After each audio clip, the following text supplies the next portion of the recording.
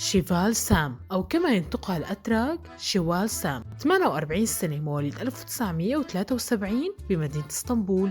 برجها العقرب، لون العيون زرقاء، مسلمة الديانة حسب كلامها، طولها 165 ووزنها 57 كيلو. شيفال اسم من أصول عربية ويعني قطعة من القمر الساطع. والدتها هي المغنية التركية الشهيرة ليمان سام، ووالدها الموسيقي سليم سام. لديها أخت أكبر منها ب2 وهي أيضا مطربة واسمها شاهيناز. عاشت مع أمها بعد أن انفصلت عن والدهما بسبب خياناته المتكررة. أمها ليمان واحدة من أكثر الفنانين الأتراك كرها للعرب، حيث قالت قبل سنوات أنها تكره رؤية السياح العرب يتجولون باسطنبول. ولديها تصريح آخر جاء فيه: لن أذهب للحج، لن أدفع أموالا طائلة لأولئك العرب. في البداية رفضت سام التمثيل في الموسم الخامس للتفاح الحرام لأنها أرادت القيام بأعمال أخرى قبل أن تصبح مسنة حسب كلامها، إلى أنها عادت وطلبت من المنتج السماح لها بالعودة لأنها احتاجت للمال بعد اتهامها بالتهرب الضريبي وفرض غرامة مالية كبيرة عليها. نفت قيامها بأي عملية تجميل ولا حتى استعمال حقن الفيلر والبوتوكس، وقالت أنها فقط تعتمد على الفيتامينات والعلاجات الطبيعية. ما تقييمكم لجمالها من 10؟ ومن أجمل، هي أم إيدا أجي؟ نباتية، حيث أنها لم تأكل اللحم لأكثر من 20 سنة. من الممثلات اللواتي يدخن. تعاني من الشرى المزمن مما جعلها تفقد وعيها أثناء التصوير بسبب ارتفاع الحرارة المرافق لمرضها.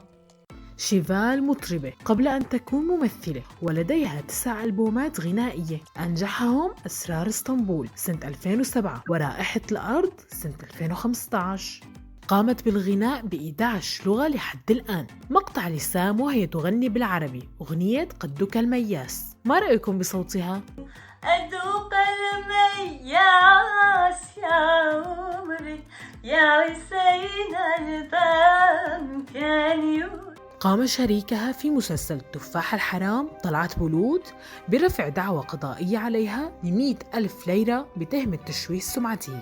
ردت عليه برفع دعوى ب101,000 ليرة بتهمة الاتهام الباطل، إلى أن القاضي رفض الدعوتين، رغم أنها قالت أن مشاكلهما لن تؤثر على تصوير المسلسل، إلا أنها رفضت القيام بمشهد تطلب منها تقبيل طلعت.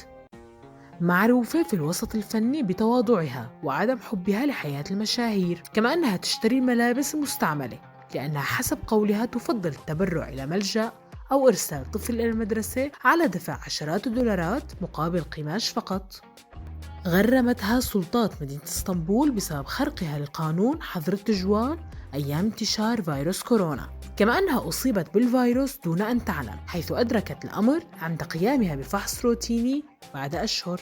قالت كرد على استياء هيئة الرقابة من مسلسل تفاح الحرام أن تركيا كانت في الطريق لتجاوز كونها دولة محافظة، إلا أنهم مع الأسف حالياً أكثر تحفظاً من الماضي. شو بنقدر نقول غير أقلب القدرة على فمها تطلع البنت لأمها.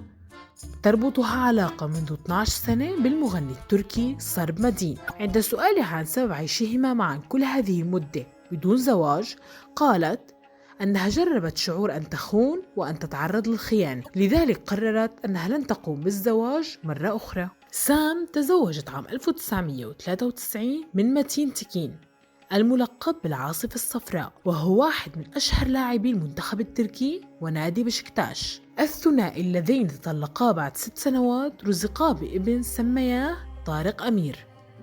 طارق الذي يعرف في اسمه الفني طارو هو أيضا ممثل، شارك في مسلسلات صعود الإمبراطورية العثمانية، الخائن بدور سلجوق، وبولود في مسلسل العارية.